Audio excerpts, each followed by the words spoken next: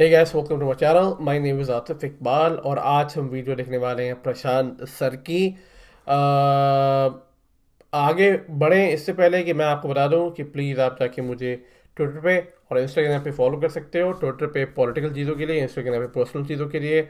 और अगर आप मेरे और मेरे जैसे साथियों से, मॉडरेटर से जुड़ना चाहते हो तो आप डिस्कॉर्ड पे जुड़ सकते हो। उसका लिंक मेरे डिस्क्रिप्शन में है। Go and follow my second channel which is Atif react, क्योंकि वो मेरा एक रिएक्शन चैनल है, ये नहीं है, जस्ट टेम्प्रेरी। तो आगे चल के इस वीडियो को देखते हैं और देखते हैं कि आखिर प्रशांत सर क्या बात कर रहे हैं। इसका फीडबैक मैं वीडियो के एंड में दूंगा। लेट्स स्टार्ट, 3 2 1 गो। आज के समय पूरा चाइना शॉक में है। स्पेशली चाइना के प्रेसिडेंट ने खुद ही कह दिया है कि ये यकीन नहीं कर पा रहे कि यहाँ पर हुआ क्या है। इन्होंने खुद यहाँ पर वर्ड यूज किया है कि ही इज रियली शॉक कि किस तरीके से प्लेन प्लेन क्रैश क्रैश हो जो हुआ गया है ना चाइना चाइना में में। भी, हाँ। वैसे मैं आपको बताऊं तो ये 12 साल में चाइना का पहला मेजर सिविलियन एयरक्राफ्ट क्रैश है। हुआ यहाँ पर क्या कि 132 लोग बोइंग मरे हैं। 737 जो ऑपरेट कर रही थी eastern China airlines, eastern China China की एयरलाइंस है, बोइंग 737 ये लोग फ्लाई कर रहे थे और अचानक से चाइना की धरती पर ये प्लेन क्रैश कर गया। यहाँ पे बताया जा रहा है कि 137 लोग ऑन बोर्ड थे, सब के सब मारे गए। ओहो। अगर यहाँ पे आप सोच रहे हैं वेट, अच्छा तो बोइंग 737 यहाँ पर इन्वॉल्व था, इसके तो बहुत सारे क्रैश हुए हैं पिछले कुछ सालों में, इसको तो डिक्लेयर कर देना चाहिए। फ्लाइंग कॉफिन है, इतने लोग मारे गए हैं इस मॉडल की वजह से। देखिए मैं यहाँ पे एक बात क्लियर कर दूं कि जो प्लेन चाइना में क्रैश हुआ है ये बोइंग 737 है। इसको बोइंग 737 मैक्स से कंफ्यूज मत कर लीजिएगा। बोइंग 737 मैक्स के बहुत सारे एक्सीडेंट्स हुए थे, फिर इवेंचुअली इस पूरे मॉडल को ग्राउंड करना पड़ा दुनिया भर में, फिर बोइंग ने यहाँ पर कुछ चेंजेस किए हैं।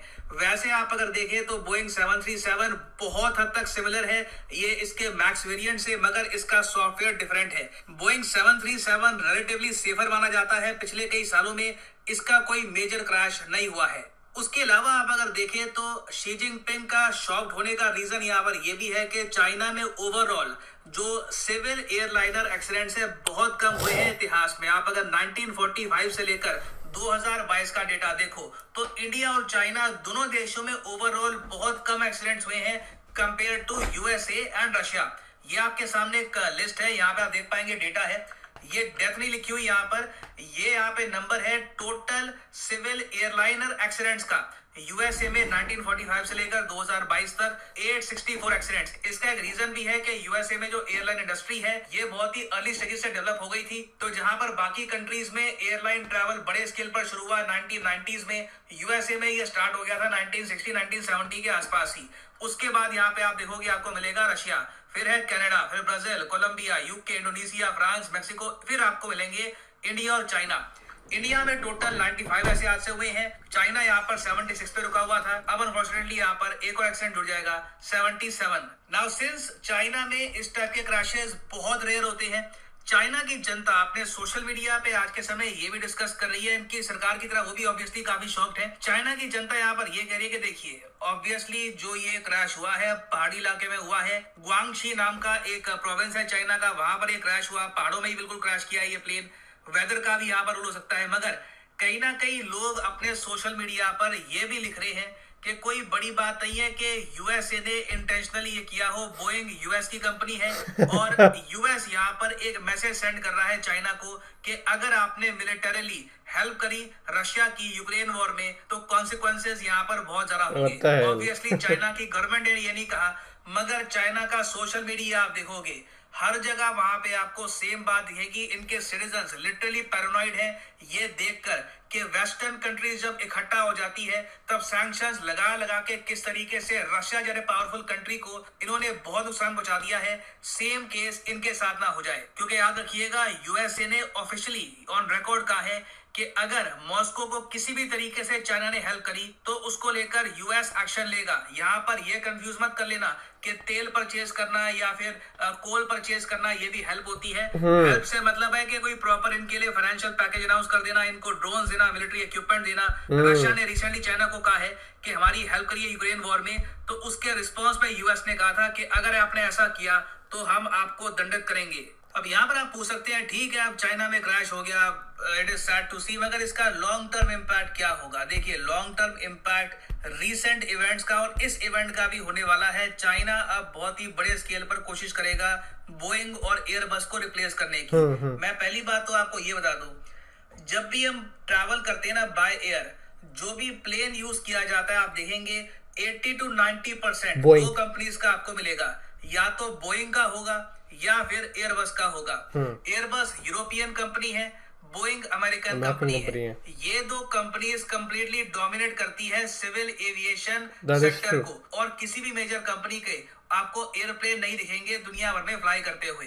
अब चाइना बहुत ही लंबे समय से ये कोशिश कर रहा है कि इनकी ये लोग मोनोपोली तोड़ दे। ये लोग ऐसा कर नहीं पा रहे क्योंकि बोइंग और एयरबस जैसी टेक्नोलॉजी ये लोग डेवलप कर नहीं पाए, मगर बीच में 2018 में चाइना ने अनाउंस किया था कि इनकी जो सरकारी कंपनी है कोमाक, इसको ये लोग 2024-25 तक इतना एबल कर देंगे कि अपने देश में ऑल टुगेदर ये लोग बोइंग एयरबस बेसिकली विदेश से आए हुए, विदेश में मैन्युफैक्चर किए गए प्लेन यूज करना बंद कर दे और सिर्फ ये लोग चाइनीज मेड प्लेन ही उड़ाएं।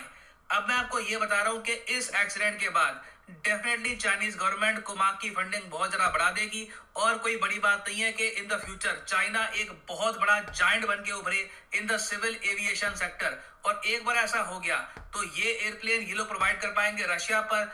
रशिया की भी जो डिपेंडेंस है वेस्ट और यूरोप पर, ये खत्म हो जाएगी। बाकी कंट्रीज को भी ये प्रोवाइड कर सकते हैं ये प्लेन्स, एशिया में, साउथ एशिया में। तो जो ये इवेंट हुआ है ये अपने आप में ट्रिगर कर सकता है एक larger chain of events in the near future. और फाइनली यहाँ पे मैं आपसे क्वेश्चन पूछूंगा कि दुनिया में किस देश के पास सबसे ज्यादा आपको एयरपोर्ट मिलेंगे? और इस कंट्री के पास बात है, मैं आपको ये बता दूं कि 10,000 से भी ज्यादा एयरपोर्ट हैं। दुनिया का कोई भी देश इस अच्छा। कंट्री के आसपास भी नहीं आता। मैं किस कंट्री की यहाँ पर बात कर रहा हूँ? चाइना, यूएसए, जापान या फिर इंडिया? कमेंट सेक्शन में करिए उत्तर। सही आंसर जो देगा चाइना, कमेंट सेक्शन यूएसए, में, उनके आंसर को मैं हार्ट दे दूंगा ताकि बाकी लोग भी समझ पाए कि आई सही थिंक आंसर यूएस। क्या है। बाकी एक सिंपल गूगल सर्च से भी आपको आंसर इसका मिल जाएगा। तो अटेम्प्ट करिए question in the comment section below. And finally यहाँ पर मैं ये भी ऐड कर दूं, all right, the video has been over. I think इसका आंसर है यूएस, जैसा मुझे लगता है, क्योंकि यूएस के अंदर बहुत ज़्यादा एयरपोर्ट है। बाय द वे, मैं आपको ये कहना चाह रहा था कि ये जो एक्सीडेंट हुआ था इसके बारे में मैंने पढ़ा था ट्विटर पे और बाकी जगह न्यूज़ चैनल पे। ये जो लोग रूमर फैला रहे हैं कि भैया अमेरिका इसके पीछे, दैट्स अब्सर्ड यार। क्योंकि मतलब अब मैं क्या ही बताया जाए, that that is very stupid. But anyway, वो आई थिंक कैजुअलिटीज़ हो गई होंगी और बहुत होती हैं, ऐसा नहीं कैजुअलिटी नहीं होती। आई थिंक ये बहुत ही ज़्यादा डेंजरस कैजुअलिटी हुई है। और आई थिंक इनका जो एक बॉक्स होता है ना प्लेन के अंदर, जो कि बेसिकली रिकवर करने के बाद वो पता चलता है कि एक्चुअली में हुआ क्या है। तो लेट्स सी क्या आखिर निकल के आती है और पता चलता है कि आखिर क्या हुआ है इसके अंदर। ओवरऑल वीडियो बहुत अच्छी थी। बोइंग को रिप्लेस कर पाना, ये सच बात है कि पूरा मार्केट जो है, एमिरेट्स, लुफ्थांसा, आपके डेल्टा, यूनाइटेड, ये सारे Boeing Boeing Boeing Boeing Boeing, that is true. Boeing बहुत ही ज़्यादा कंफर्टेबल होता है। मैं हमेशा बोइंग में ट्रैवल करता हूँ और बोइंग काफ़ी बड़ी और स्पेशियस होती है, जो जो बात है। मैं नॉन बोइंग एयरबस में भी ट्रैवल कर चुका हूँ, पर बोइंग इज़ जस्ट अमेजिंग। उनका टेक्नोलॉजी बहुत ज़्यादा एडवांस होती है। मतलब as a passenger you feel very much comfortable in Boeing. Anyway, अगर आपको वीडियो अच्छी लगी तो प्लीज़ कमेंट सेक्शन में जाकर बताना। मैं आपसे मिलता हूँ नेक्स्ट वीडियो में। तब तक के लिए टेक केयर और अपना ध्यान रखें।